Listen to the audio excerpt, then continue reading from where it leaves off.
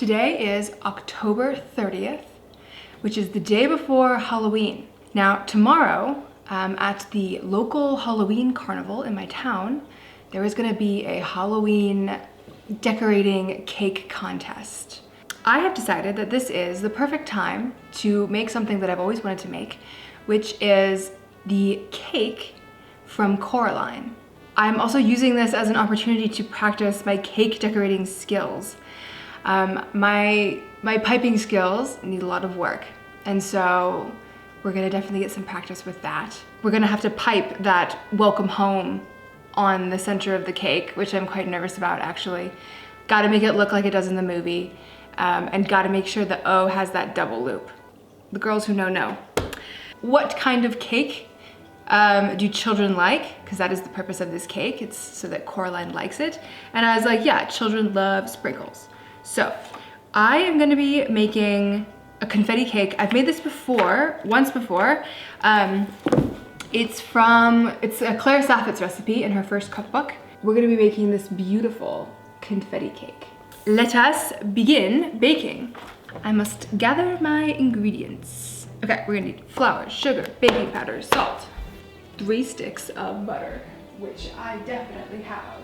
We don't have buttermilk. Sorry, Claire. We're gonna just use regular milk. Neutral oil. Also calls for almond extract, but I don't have any right now, so we're just gonna skip it. Oh, it does say optional. That's good. So definitely opting out of that one. And I got some sprinkles, of course. This cake uses a reverse creaming method, which basically means that you don't start making the cake by creaming together the butter and the sugar. We're gonna combine flour, sugar, baking powder, salt, and baking soda. Combine. Add the butter, 3 sticks of unsalted butter. Yeah, okay, Claire.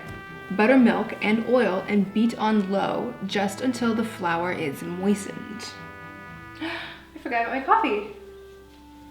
I forgot.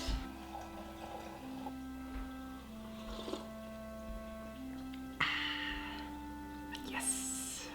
You don't want to overmix. If you overmix, then your cake will be stodgy. In a medium bowl, thoroughly whisk the whole eggs, egg whites, vanilla, and almond extract. Coffee break. Add the egg mixture to the flour in 2 additions, beating well after each addition. Okay, increase the speed. This is good cake, guys. Part 2. Yeah. There are still a couple, like some small lumps of butter, but I think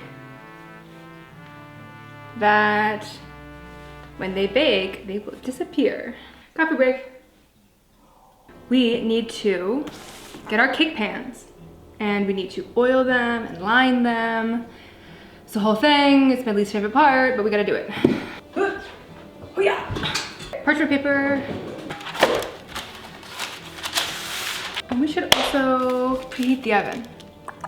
Preheat the oven to 350 Fahrenheit. I thought I saw a trick about how to do this by like folding it.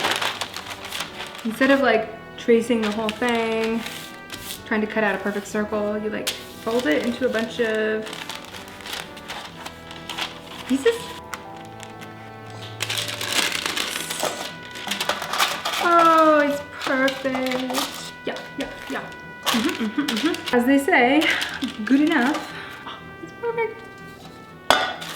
Okay, now we do the butter thing. The part with the butter. Room temperature butter.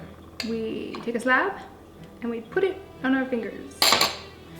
And then we smear it on the pan. Everywhere, especially the sides, because that's the part that the cake will want to stick to. Coffee break.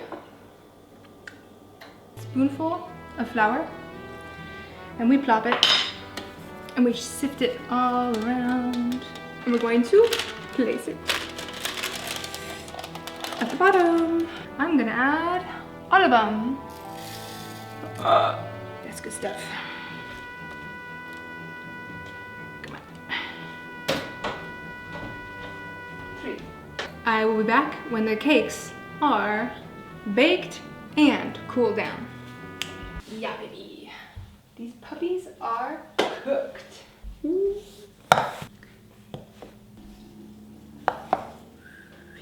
Well, they smell amazing. So what I'm gonna start with is I'm going to make a cream cheese frosting that I'm just gonna cover everything in. And then I will go from there. 2 sticks unsalted butter. Yeah, I got 2 sticks. 1 pound cream cheese. Got that. 1 pound of powdered sugar, vanilla extract. Okay, so we're gonna turn this into a light chocolatey shade of brown. I think in order to do that, I will use a little red, a little yellow, and then a tiny bit of blue. So basically like kind of all the colors. I think this is as good as it's gonna get. But I think I'm happy with it. And honestly, I really want to just assemble the cake. We're gonna put this puppy right there.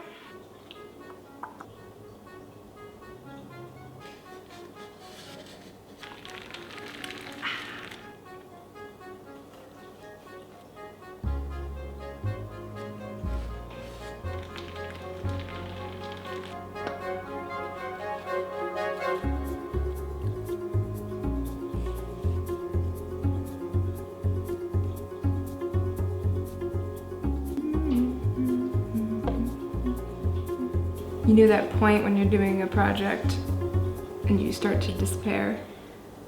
That's where I'm at. I am concerned. You may try the scraps. Claire from the Bon Appetit Test Kitchen has done it again. Oh, it's so good. Yeah. I'm gonna try with the icing. We need to make light pink frosting, a little red frosting, and yellow. So I'm gonna just make like a regular buttercream. I'm just gonna do butter, powdered sugar, divide it up and dye it into its color, and we get to finish decorating the cake. Ah, no. That's exactly what I didn't want to happen. I had a moment there where I thought that maybe it was the actual worst thing that's ever existed, and that it was the ugliest cake I've ever seen. I don't know. I think that looks okay. No, it looks so bad. This shade of brown that I made looks super ugly with this pink. Like it looks like poop colored. I don't think it looks horrendous. I do. I am giving up. Buddy, you're so close. This sucks. This is like on the Great British Baking Show when they fail. But then I looked away, and then I looked back. And I think that it's kind of cute. I think that I'm doing what I set out to do, which was practice.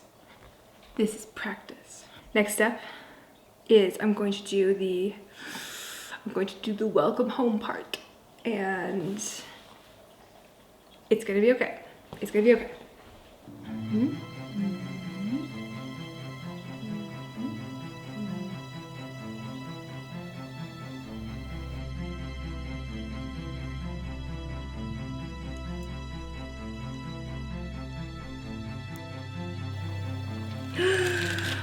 We did it. Yes. Yes. It looks good. Could be more loopy. Could be more loose. But this is the handwriting of that kind of person. So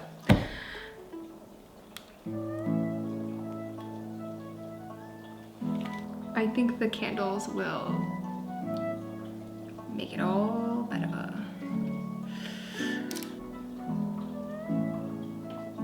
These candles are very tall. I feel like they're too tall. What do we think?